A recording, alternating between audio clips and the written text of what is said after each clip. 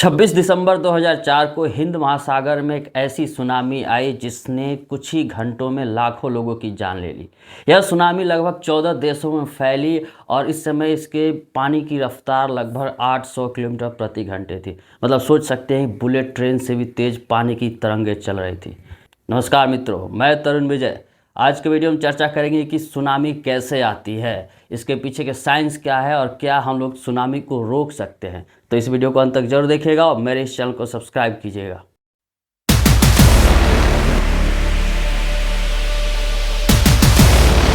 Tsunami को English में हम लोग TSUNAMI, जिसमें टी साइलेंट रहता है, टी को नहीं बोला जाता है। मतलब कि इस टी का मतलब होता है तबाही, वो भी बहुत ही ज़बरदस्त तबाही, क्योंकि सुनामी जब आती है तो अपने साथ तबाही का संदेश लेकर के आती है। तो सुनामी कैसे उत्पन्न होती है तो इसको हम लोग समझते हैं।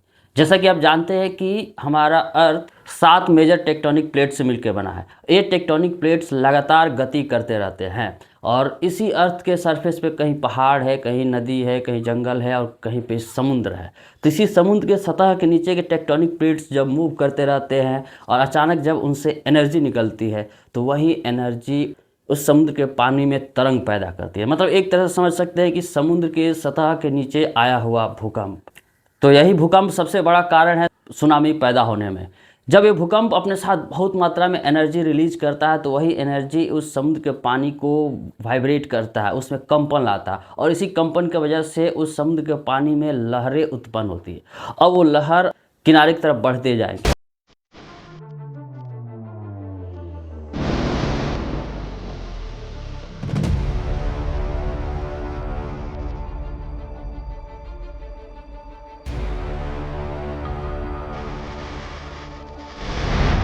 ऐसा माना जाता है कि अगर बीच समुद्र गहराई में अगर भूकंप आया तो उस समय जो लहर होगी उसकी ऊंचाई कम होती है लेकिन चौड़ाई बहुत अधिक होती है। लेकिन जैसे ही ये लहरें किनारे की तरफ बढ़ते जाती हैं, क्योंकि किनारे पे समुद्र की गहराई कम होती जाती है, तो उस परिस्थिति में इन लहरों की ऊंचाई बढ़ते जाती है और जब वो किनारे से टकराते हैं तो उस समय इन लहरों की ऊंचाई लगभग 30 मीटर तक भी हो सकती है। मतलब समझ सकते हैं आपको 10 मंजिला मकान इतना ऊंचा इस समुद्र का लहर हो सकता है और इनकी गति लगभग 500 से 800 किलोमीटर प्रति घंटे एक बुलेट ट्रेन के स्पीड से लहरें ट्रैवल करती है और इसके रास्ते में जो भी आता है उसको तबाह कर देती है। तो इतना खतरनाक होता है सुनामी की लहरें।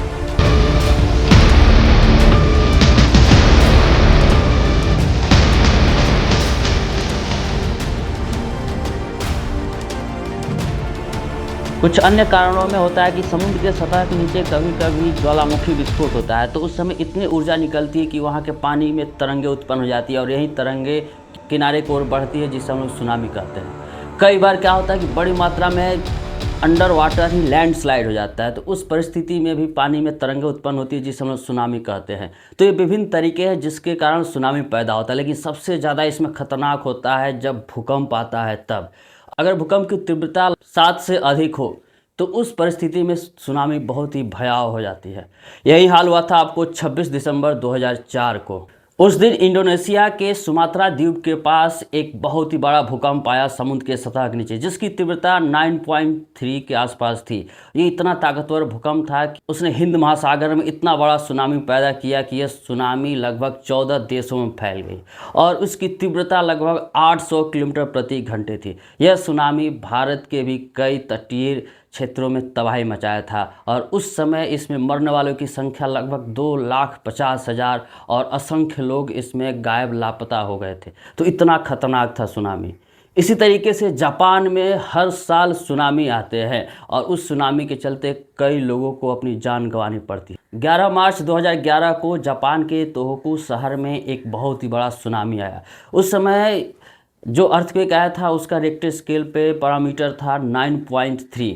इसके कारण उस समुद्र में जो वाटर वेव का हाइट तैयार हुआ था वो लगभग 48 मीटर था और उसने जापान में लगभग 20,000 लोगों की जान ले ली। तो इस तरह की बहुत सारी घटनाएं देखने को मिली है कि सुनामी के कारण हज़ारों लोग अपनी जान गंवा दिए। क्योंकि आप सोच सकते हैं जब कोई पानी की तरंग जिसकी ऊंचाई आपको 40 मीटर है और वो 800 किलोमीटर प्रति घंटे से जब वो किसी किनारे को ओर आएगा तो उसके रास्ते में जो कुछ भी मिलेगा, चाहे वो बड़ी से बड़ी बिल्डिंग हो, इलेक्ट्रिक पोल्स हो, कंस्ट्रक्शन हो, घर हो, गाड़ी हो, सबको वो तबाह कर देता है कुछ ही पलों में। तो इतना खतरनाक होता है सुनामी।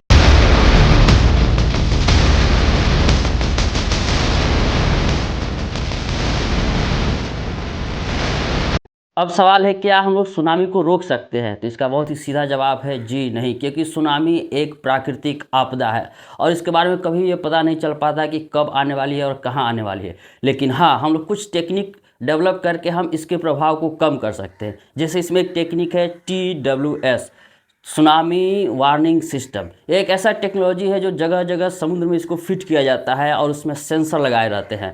जैसे ही समुद्र में कोई तरंग उत्पन्न होता है, वह सेंसर उसको डिटेक्ट कर लेता है और सीधे मैसेज भेजता है सैटेलाइट में, और सैटेलाइट से वो सीधे कंट्रोल रूम के पास जाता है। तो जैसे ही मैसेज आता है उस डिपार्टमेंट के पास, तो तुरंत उस कोस्टल एरिया के लोगों को इवैक्यूएट कर लिया जाता है और उस सुनामी के प्रभाव को बहुत ही कम कर दिया जाता है, जिससे जान मान की क्षति बहुत कम होती है। एक दूसरा तरीका है, जापान के बहुत सारे कोस्टल एरिया में बहुत ही मोटा और ऊंचा बांध बनाया गया है पूरे समुद्र के किनारे, ताकि अगर कोई छोटा सुनामी आए तो इन बांधों से टकरा करके रुक जाए। कभी कभी सुनामी में वेव की ऊंचाई बहुत ही ज़्यादा होती है तो ये बांध भी उसको नहीं रोक पाते हैं, लेकिन उसकी गति को ज़रूर धीमा कर देते हैं। तो ये कुछ टेक्निक है जिससे हम लोग सुनामी के प्रभाव को कम कर देते हैं। अभी भी साइंटिस्ट प्रयास कर रहे हैं कि इस सुनामी के प्रभाव को कैसे और कम से कम किया जा सके। आशा है कि हमारे साइंटिस्ट इसमें सफल होंगे। अगर ये वीडियो आपको अच्छा लगा है तो मेरे इस चैनल को सब्सक्राइब करें और बेल आइकन को जरूर दबा लें, ताकि आपको आगे आने वाले वीडियो के बारे में पता चल सके। अगर आप फेसबुक पर देख रहे हैं तो मेरे इस पेज को फॉलो करें। Thank you.